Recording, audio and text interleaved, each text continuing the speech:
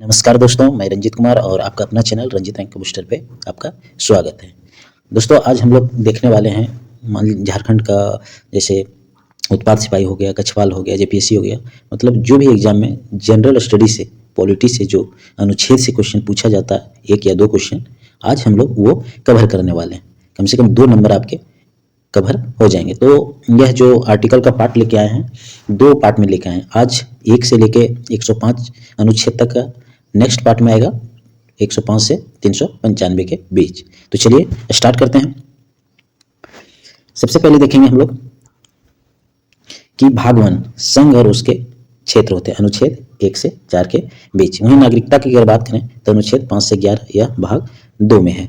भाग 3 में है मौलिक अधिकार जो अनुच्छेद 12 से 35 के बीच है, और भाग 4 में है जो 36 से 51 के बीच में है।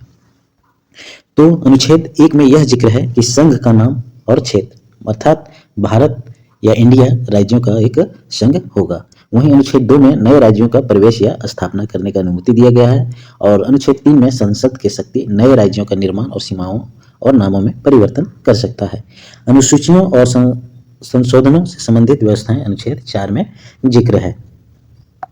अगर आर्टिकल 5 की बात करें तो संविधान लागू होने के समय नागरिकता का जिक्र है। वहीं अनुच्छेद 6 और 7 में पाकिस्तान से आए और पाकिस्तान जो गए हैं उनके व्यक्तियों का अधिकार का जिक्र है आपका अनुच्छेद 6 से 7 में। वहीं विदेश में रहने वाले भारतीय मूल के लोगों का जो जिक्र किया गया है वह अनुच्छेद 8 में है इसके बारे में।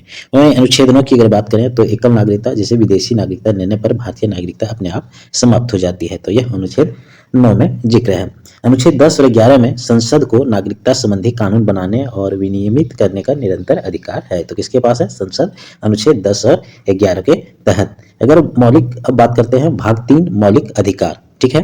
अनुच्छेद 12 में राज्य की परिभाषा है। इसमें जो शामिल होते हैं वह भारत सरकार, संसद और राज्य की सरकार है और स्थानीय प्राधिकारी लोग। वहीं अनुच्छेद 13 में न्यायिक समीक्षा का आधार का जिक्र किया गया है, जिसमें मौलिक अधिकारों के विपरीत कोई भी कानून अमान्य होगा। अनुच्छेद 14 में कानून के समक्ष समानता, मतलब सभी के लिए कानून बराबर है, चाहे वो अमीर हो, चाहे वो गरीब हो, चाहे वो किसी भी जाति से, धर्म से लोग हों।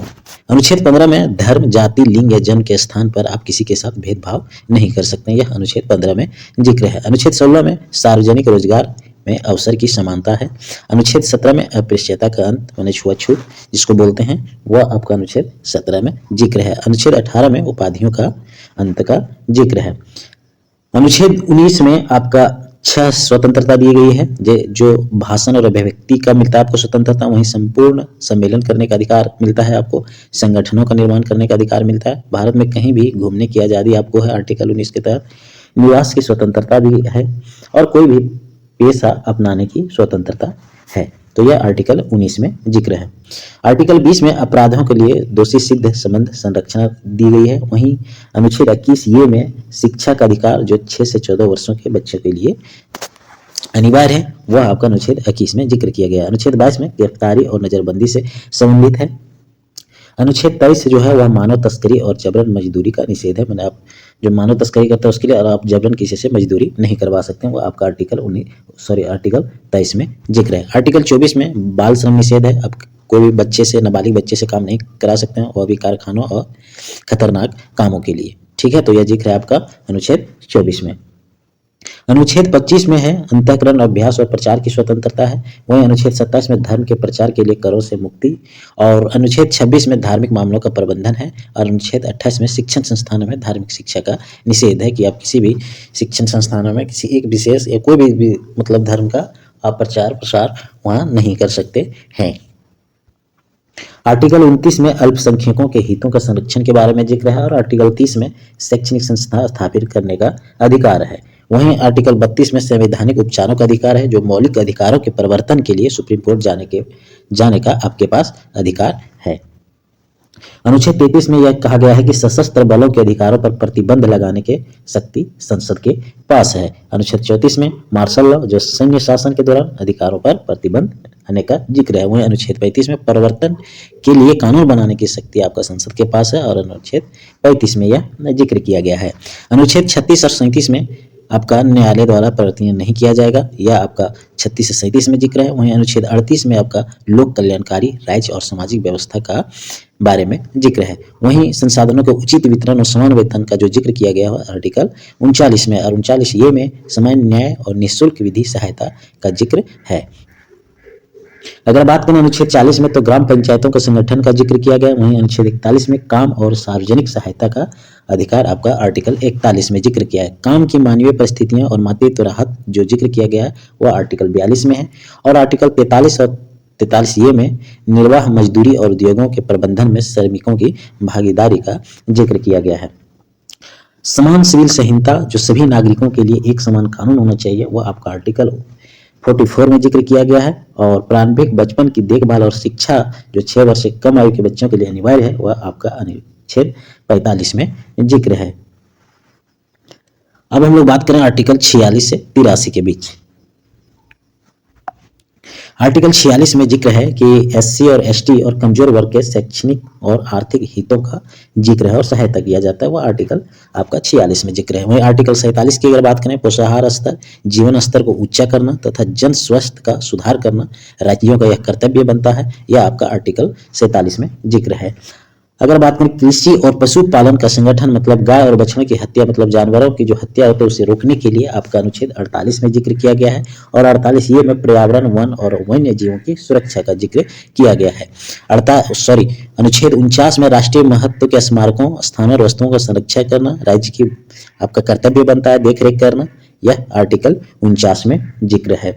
वहीं आर्टिकल अगर 50 की बात करें, तो कार्यपालिका से न्यायपालिका का अलग होना, पृथक्करण करने का जिक्र किया गया है। और वहीं अंतर्राष्ट्रीय शांति और सुरक्षा का जो चर्चा है, जो कानून जिसमें बनाया गया, वह अनुच्छेद 51 में जिक्र है। वहीं अनुच्छेद 51 में ये में मौलिक कर्तव्य है जो नागरिकों की भूमिका को निभाता है। और अनुच्छेद 52 में भारत का एक राष्ट्रपति होगा। अनुच्छेद 53 में संघ की कार्यपालिका शक्ति राष्ट्रपति में होगी, यह आपका अनुच्छेद 53 में जिक्र है। अगर आर्टिकल 73 की बात करें, तो कार्यपालिका शक्ति का विस्तार और उन सभी विषयों तक है जिन पर संसद कानून बना सकती है, यह आपका आर्टिकल 73 में दिया गया है। वहीं अगर हम लोग बात करें कि संसद के दोनों सदनों जैसे लोकसभा और राज्यसभा केवल निर्वाचित सदस्य होते हैं, मनोनीत सदस्य मतदान नहीं कर सकते हैं राष्ट्रपति के निर्वाचन में। और राज्यों की विधानसभाएं केवल निर्वाचित सदस्य कर सकते हैं। प्रक्रिया जो है वह अनुपातिक प्रतिनिधित्व और एकल संक्रमणीय मत है, जो आर्टिकल 55 में जिक्र है। और योग्यता की अगर बात करें, तो भारत का नागरिक होना चाहिए और 35 वर्ष आयु होना चाहिए और लोकसभा सदस्य बनने का उसमें योग्य होना चाहिए, यह भी आपका आर्टिकल अनुच्छेद में जिक्र है। और अनुच्छेद 57 में आपका जो जिक्र है वह पुनर्निर्वाचन और पात्र का जिक्र है, यह आप देखें राष्ट्रपति का निर्वाचन के बारे में। अगर शपथ की बात करें, कार्यकाल की बात करें राष्ट्रपति के, तो अनुच्छेद 60 में शपथ है। और आपका जो इसका कार्यकाल है वह 5 वर्ष के लिए है, और यह अनुच्छेद 56 में जिक्र है। और महाभियोग हम लोग राष्ट्रपति पर लगाने का जो प्रक्रिया है अनुच्छेद 61 के तहत है। अनुच्छेद 63 में भारत का एक उपराष्ट्रपति होगा। और अनुच्छेद में 64 में राज्यसभा का पदेन सभापति होगा, यह दिया गया है आर्टिकल 64 में। अगर हम लोग राष्ट्रपति में अंतर देखें, तो निर्वाचन जो है अनुच्छेद 66, जो संसद के सभी सदस्य और मनोनीत जो हैं वो भाग लेते हैं और विधायक भाग इसमें नहीं लेते हैं। वहीं शपथ की बात करें, तो अनुच्छेद 69 राष्ट्रपति द्वारा दिलाई जाती है उपराष्ट्रपति को और राज्यसभा के सभापति को। अगर हम लोग बात करें उपराष्ट्रपति पद रिक्त की, तो उपराष्ट्रपति कार्यवाहक राष्ट्रपति के रूप में अनुच्छेद 65 के तहत कार्य करता है। और भारत के मुख्य न्यायाधीश यदि उपराष्ट्रपति पद हो मैंने उपलब्ध ना हो, तो भारत के मुख्य न्यायाधीश काम करते हैं। राष्ट्रपति और उपराष्ट्रपति के चुनाव संबंधी सभी विवादों का निर्णय जो करता है वह सर्वोच्च न्यायालय करते हैं। क्षमादान की शक्ति अनुच्छेद 72 में है। राष्ट्रपति को क्षमा, लघुकरण और विराम की शक्ति प्राप्त है। यह मृत्यु दंड और कोर्ट मार्शल के मामलों में भी लागू होता है। अनुच्छेद 77 में है, भारत सरकार की समस्त कार्यपालिका कार्यवाही राष्ट्रपति के नाम से की हुई कही जाए, यह जिक्र आपका अनुच्छेद 17 में है। अगर बात करें मंत्रिपरिषद और प्रधानमंत्री का, तो सलाह और सहायता के लिए अनुच्छेद 74 में जिक्र है। प्रधानमंत्री जो होता है वो सरकार के मुखिया होते हैं। और अनुच्छेद 75 में सामूहिक उत्तरदायित्व होता है और मंत्रिपरिषद सामूहिक रूप से लोकसभा के प्रति उत्तरदायित्व होते हैं, यह आर्टिकल आपका 75 में जिक्र है। प्रधानमंत्री का कर्तव्य अगर की बात करें तो अनुच्छेद 78 में जिक्र है, मंत्रिपरिषद के सभी निर्णयों की सूचना राष्ट्रपति को देना होता है और राष्ट्रपति द्वारा मांगी गई जानकारी उपलब्ध कराना होता है। यह जिक्र आपका आर्टिकल 78 में है। वहीं अनुच्छेद 76 की अगर बात करें तो देश का सर्वोच्च विधि अधिकारी जो भारत के महीनेवादी होते हैं और राष्ट्रपति द्वारा नियुक्त किए जाते हैं और जो इनका योग्यता है वह सर्वोच्च न्यायालय के न्यायाधीश के समान है। भारत के महीनेवादी के बारे में अगर बात करें अनुच्छेद 79 में तो संसद की संरचना के बारे में जिक्र है, जो राष्ट्रपति संसद के अभिन्न अंग होता है। वहीं लोकसभा जो लोगों का सदन होता है अनुच्छेद 81 में जिक्र है और प्रत्यक्ष चुनाव होता है, अधिकतम 550 सदस्य इसमें होते हैं। राज्यसभा जो राज्यों के परिषद होते हैं अनुच्छेद 80 में यह जिक्र है, इसमें अप्रत्यक्ष चुनाव होता है, अधिकतम 250 सदस्य होते हैं और 12 राष्ट्रपति द्वारा मनोनीत किए जाते हैं।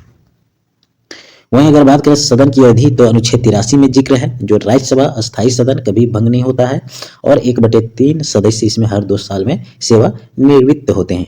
वहीं इनका कार्यकाल की अगर बात करें तो 5 वर्ष का होता है, जो कि कभी लोकसभा भंग हो सकती है। अगर आर्टिकल 82 की बात करें तो इसमें परिसीमन का जिक्र है, जो प्रत्येक जनगणना के बाद सीटों का समायोजन किया जाता है। अब हम लोग देखेंगे आर्टिकल 84 से 105।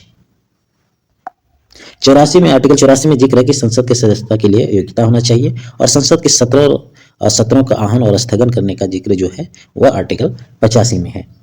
अगर आर्टिकल 86 की बात करें तो राष्ट्रपति का संसद को संबोधन करना का जिक्र किया गया और संसद में राष्ट्रपति का विशेष संबोधन विशेष जो जिक्र है वह आर्टिकल आपका 87 में जिक्र है।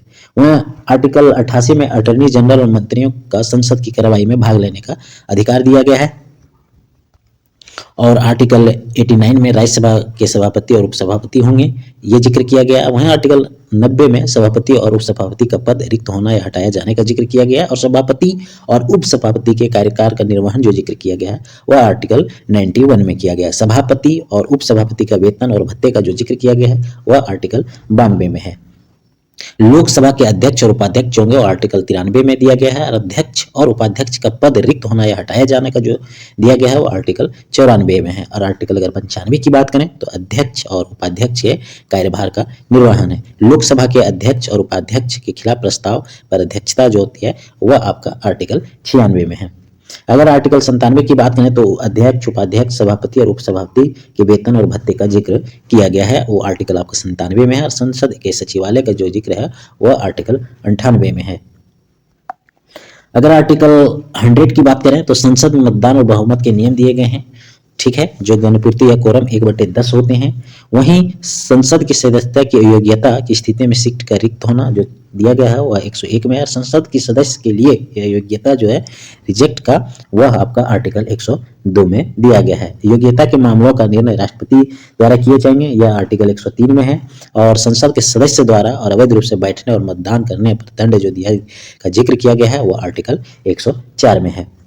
और आर्टिकल 105 में जो है वह संसद उसके सदस्यों का विशेष अधिकार है। तो आज का वीडियो आपको कैसे लगा वो जरूर बताइएगा और अगर अच्छा लगा हो तो शेयर सब्सक्राइब जरूर कीजिएगा। अब इसका सेकंड पार्ट आएगा आपका 106 से 395 तक पूर्ण कंप्लीट किया जाएगा, जो आपका जो भी एग्जाम में अभी झारखंड में होने वाला और जनरल स्टडी से जो से पॉलिटी का क्वेश्चन पूछा जाता है वहाँ कम से कम 2 नंबर आपका पक्का हो जाएंगे। तो चलिए आज का वीडियो यहीं समाप्त करते हैं। जय हिंद, जय जोहार।